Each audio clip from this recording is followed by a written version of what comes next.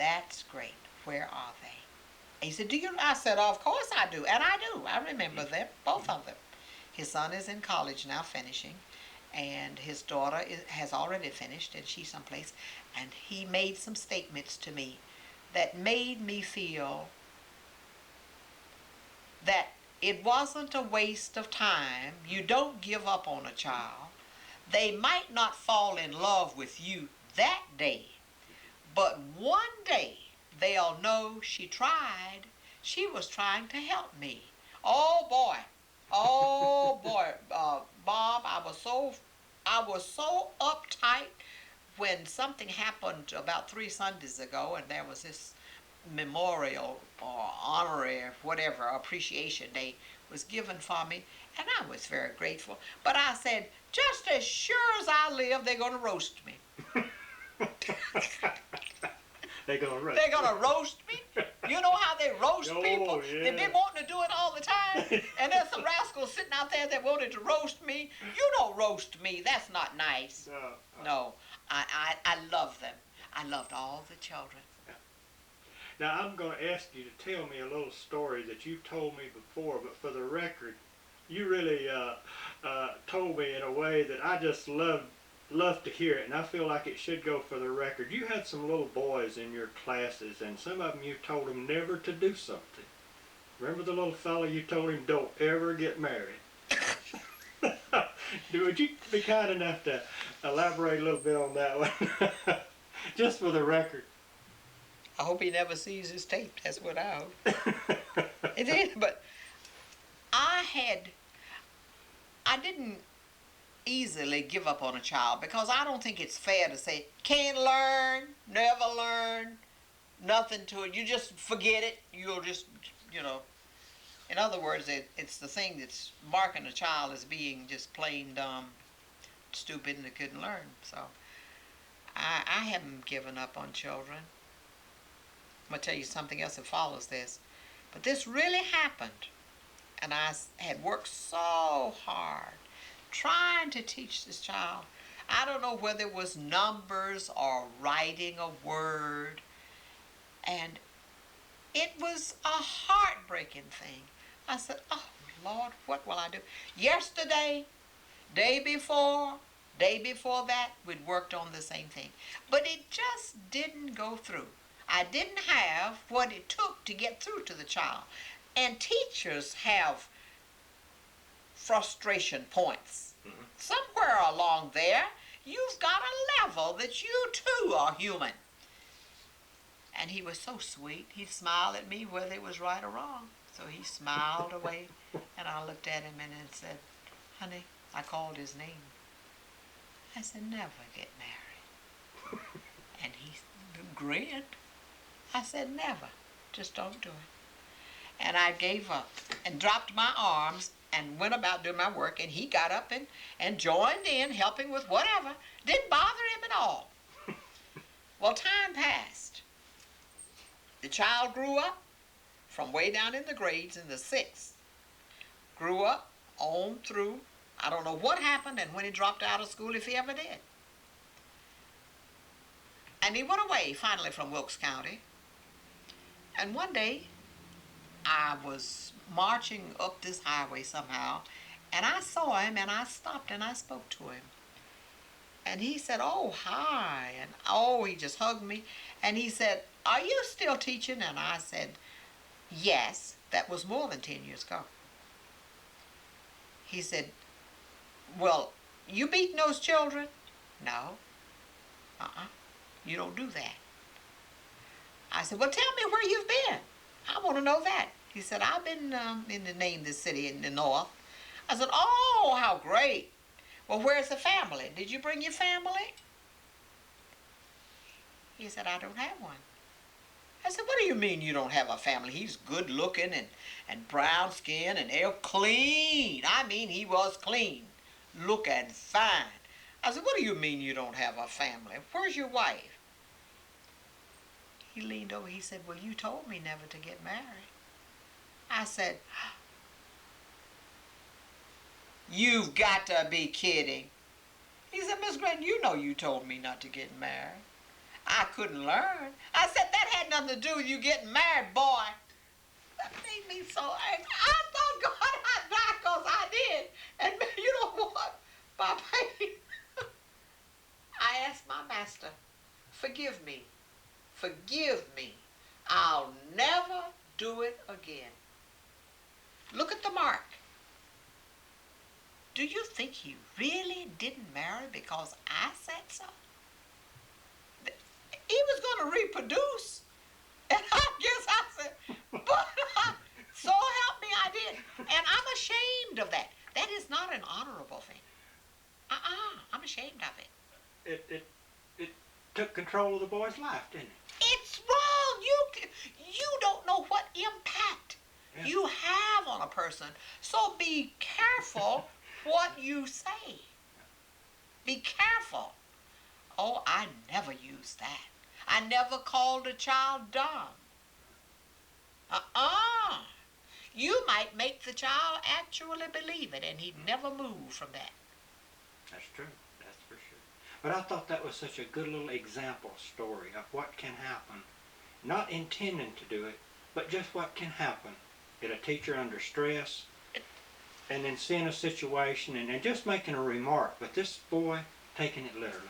He took me at my word, and I hope I never see him again. I don't want to see him. It's heartbreaking, isn't it? It hurts me to think that I have kept him from enjoying life with a family. Oh, God, that wasn't the reason. Surely that couldn't have happened. You know I didn't mean it. I didn't. But I had another group once, and this is about school, and it's about my life. I would not give up easily on you. I'd worry you to death if you couldn't do something. I wanted you to do it so badly, and I tried hard. I did.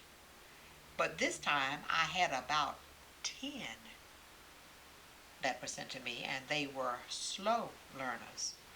They had been placed as slow learners. I got an egg carton with a pasteboard, that kind, and made numbers inside the egg, openings like that.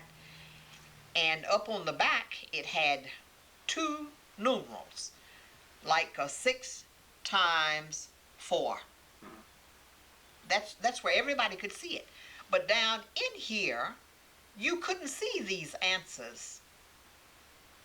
Or you would say 6 times, and the number would be 5 down in this hole. And if you looked up there and pitched a coin and it fell in this hole, then you said 6 times whatever this is, and you would get an award. These kids, you know what I used? What? Dice. A language they could Shooting understand. craps. Yeah. They could understand it. I said, come on, I beat you shooting.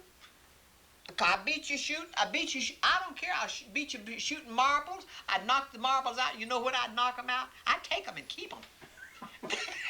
I was just like a rascal.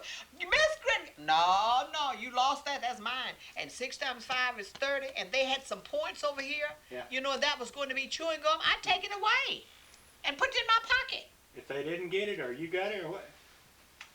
I have never had more success.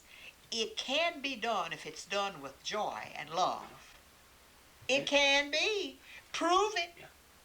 And in a language they can understand. And a language you can understand, and that there is no fear. And I'm down on the floor with them. And once the door opened, and I looked up, and here were strangers that I had not seen. And they were people from the State Department. And I had that same group of kids. You have never heard the noise that was going on. And it was a learning experience that I wouldn't have had stopped for the governor. And I kept right on doing what we were doing. And they finally tipped out like they came. And when I asked who those people were, it said State Department people. Yes, sir. Your main interest was our kids. It didn't matter who came from the government or what. Your primary number 1 was the kids. You know, I love to dance. This one right there, Wait a minute. That one? Is it? Oh, Eliza. Eliza. Okay. Eliza was one of the most, I don't know what you call agile persons on a dance floor, and she danced even in her 80s. Would dance what you call the set, S-E-T. And you danced the set with a partner. And you did all of these things. Now that lady would put any young couple to shame. I remember you telling me about one of these. Oh, that's the one that would go out here to the. Oh yes, that one. That's the one. Night spots. Night spots and enjoy herself and dance. Until and everybody would back up. Get back. And they'd get back too. Here was great grandma coming in here. Great grandma was a dancer. And do you know, I have, bless my soul, the same kind of rhythm that she had. I love it. It sort of gives me a numb feeling to see that rhythm is a normal thing. If you turn loose, you know, have rhythm. And I took that little group, you know, I told you these little people. Yeah. And I teach you got to count. And I don't want anybody out of step. You're doing the same thing I'm doing. Oh, heavens. Turn on that record player and you've never seen such going. Now that was the reward that day because you got your work right. Don't tell me they can't learn. Did beautifully. I don't care who it is. Everybody needs a little reward once in a while, don't they? You need a reward. All of us do. You get a reward. I'm not asking for millions, but a kind word. That can be worth more than give all me the money a in the world. kind word and say, but not false. Right. It isn't a false hope. Don't give me that. Right. The truth. A pat on the back for a little fella. You did well today, but I didn't like it when you ran away and you didn't come back early as you promised me. Would you do better next time? Right. Yes. Well, I trust you. I like you. Let children know you like them. I mean, and they can read you. Read you like a book. Guaranteed. Little fella took me in the library one day because we'd had a problem. And I said, would we like to talk to each other honestly? Honestly? From the bottom of your heart? He said, yes. I said, may I talk to you honestly from the bottom of my heart? He said, yes. I said, tell me why you don't like me. He said, well, I don't like you because of something that you said one day. And I said, what did I say? He said that you accused me of doing something that I didn't do. I said, I'm sure you must have put something wherever and don't do that. And he began to build up this resentment. And that was being honest. And he told me several things that he didn't like. And I said, I admire you for that. I do. And I'll try to do better. I really will. But there's some things that I don't like about you. One thing, you have to be like other children. I must correct you like I would the others. I'm not picking on you. But that's my job. I have to tell you. And then when you make a mistake, don't get angry. Don't get angry with me and take this fight out on me. That's not fair. You come to school sometimes and you're angry about something that happened at home and you want to give me hell all day and I'm not taking it. Yes, sir. You giving me hell. That's what I said all day. And then that was understood. If you go out and repeat and say I said I didn't do it. But I loved it. Yeah. Bob, you know I never went to school a day I didn't be in a hurry. I was in a hurry to get there. I liked it. That's the difference between a good teacher or a teacher and a person that's just filling up a slot in it. And I don't need to be praised and bragged on for working hard in the classroom. I don't need that. But I know how I felt. Yeah. I did the best I could. I gave them all I had. You know, a lot of people in the world are not fortunate enough to make a living doing what they love to do. They work in a place that they hate, dread to go to work, make enough money just to exist on. But happiness is having the place to go to that you love to do, the place you love to go, and do the kind of job that you get paid for enough to do it. That is true happiness in the sense of the word, isn't it? And you feel like you've accomplished something, and you will accomplish. You'll pour more into it than a person out here just working for an hourly wage. And as the old fellow said when he went into the big factory, he said, "What y'all making in here?" No boy says, $3 an hour.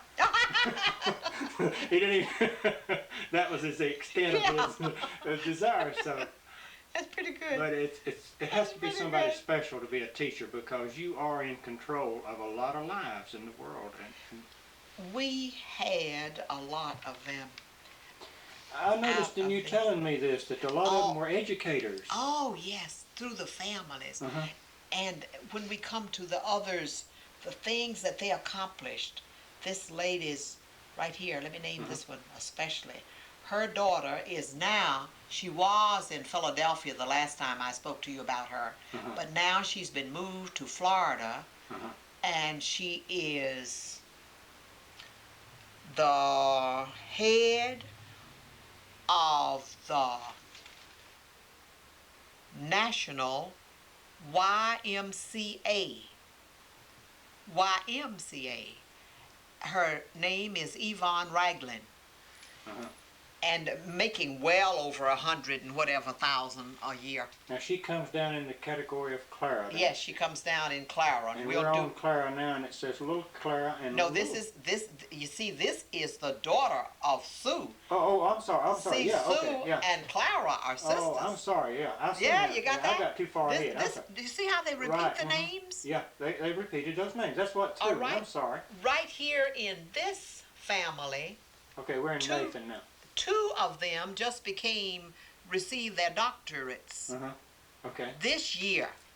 All through these groups, you'll find truly people who've reached great heights. There was one, let me see, down there in that line, so let me tell you about that girl. And it's in, all started from here with being taught to do things well. She's a seamstress. And she actually made gowns for the president's wife.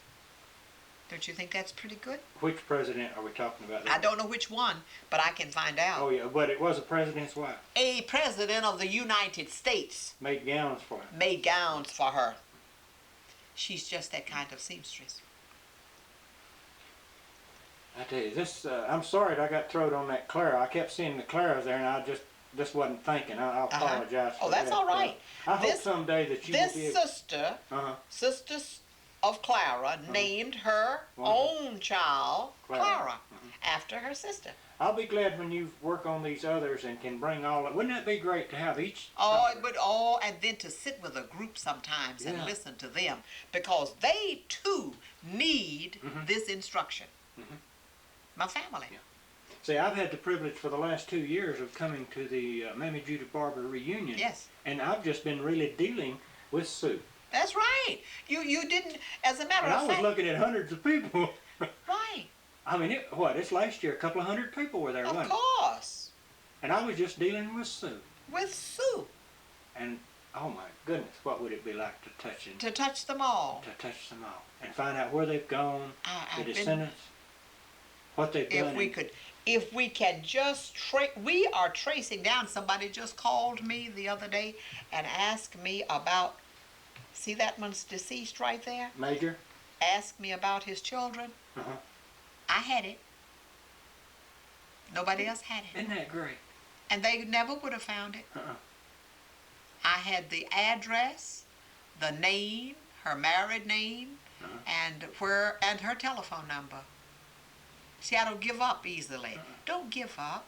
I told you that it's important to do what you need to do. Keep digging. Yes. Ministers, oh, just plenty. Oh.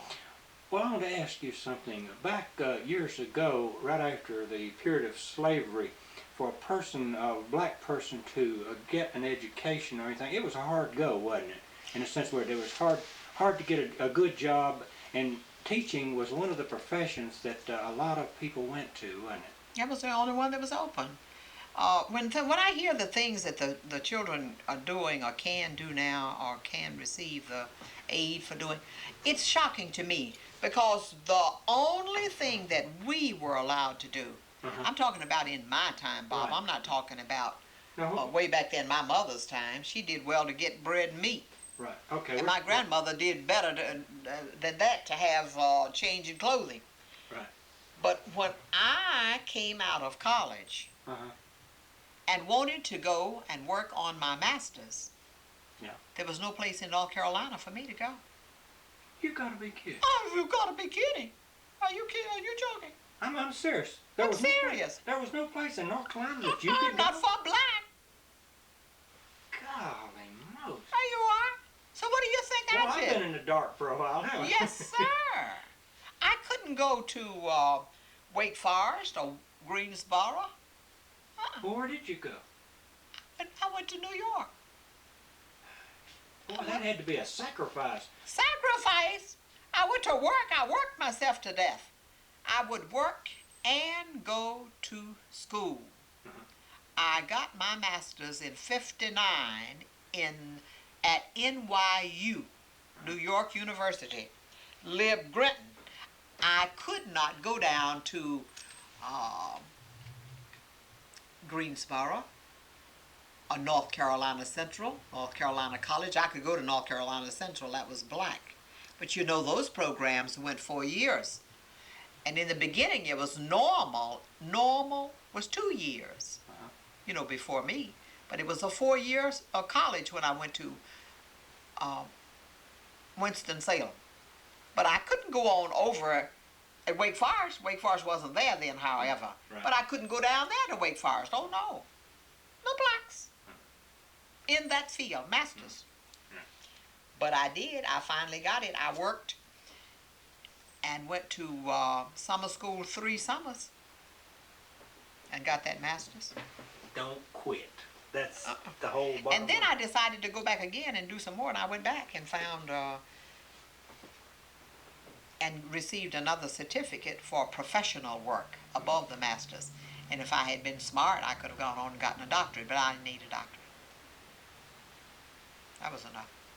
Well, I'm thankful that you got what you did, so and then you went into teaching, because look at all the lives that you have touched. If you had continued on, it's probably you wouldn't have come this route. You would have gone some other route, and look what all this community would have lost. Yeah, in a way.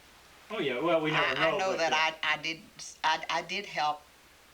I feel satisfied in my heart.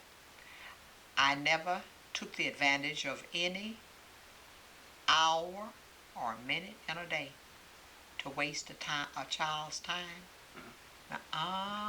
No, you'll need this someday. That was my aim. You'll need it. I can't afford to stay too long in the lounge and lollygag around and beat time. Not Lib Grinton. And you know, I don't mind. I tell the truth. I did all right. I worked hard. That girl said down there the other day, she was a dedicated person, and I agreed. She was kind, I agreed. But, she said, strict. I agreed. I don't care if I'm called strict. And let you sit up there and look at you now. You can tell somebody you'll do what you please and march yourself out. You wouldn't march out. Oh, I've got to tell you this. Please, is it enough tape down there? There's about 10 more minutes. I'm not going to use it up telling this thing, but I've got to tell you about what used to happen at my school that I didn't like. And it doesn't happen now, and I praise God for it. And I'm one of the persons who stopped it. Children would love to have a little spending change. That's when children were willing to work for what they wanted and didn't have to go around and do things illegally to get it. They worked. But I did not want them to take the chance or the time of education. I get you 5 days a week, excuse me, from 9 to 4 or 9 to whatever. Excuse me, I'm sorry. I wanted them to use the time and be as serious and anxious about it as I was to learn. But they would stay at home, they would dodge, and what was happening? Some gentlemen were coming to the top of that hill that goes to the school, loading up these black boys and taking them to the golf course to carry the golf bags. And I found out about it. So I said to the principal, I'd like to be excused. And he said, yes, what is the occasion, or you need to put down anything? I said, I'm going to find my children. And he said, well, where do you think they are? I said, I think they're on the golf course. He said, no, I don't believe. I said, may I be excused? And he told me yes. I had left my class well. I drove out to the country club, and the field was spotted with players. And when this old ragged Chevrolet drove up, I stopped it in the middle of the street and got out and put my hand up like this. Anytime they saw this black hand up, that meant come here. And you talking about the word passing, they came as fast as their little legs could carry them. And I said, get in. And they got in.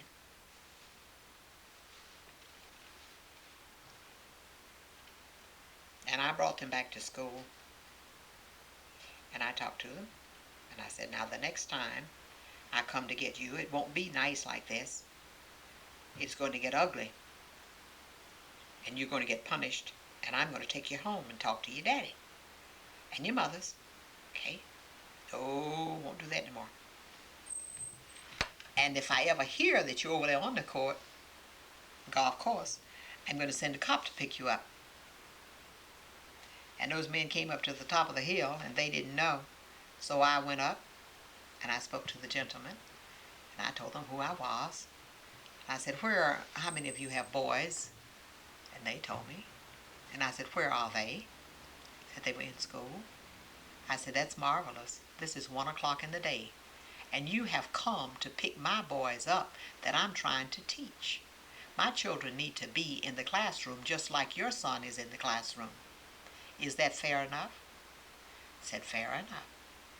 I would not like to ever see another one on the golf course. If you do, you're going to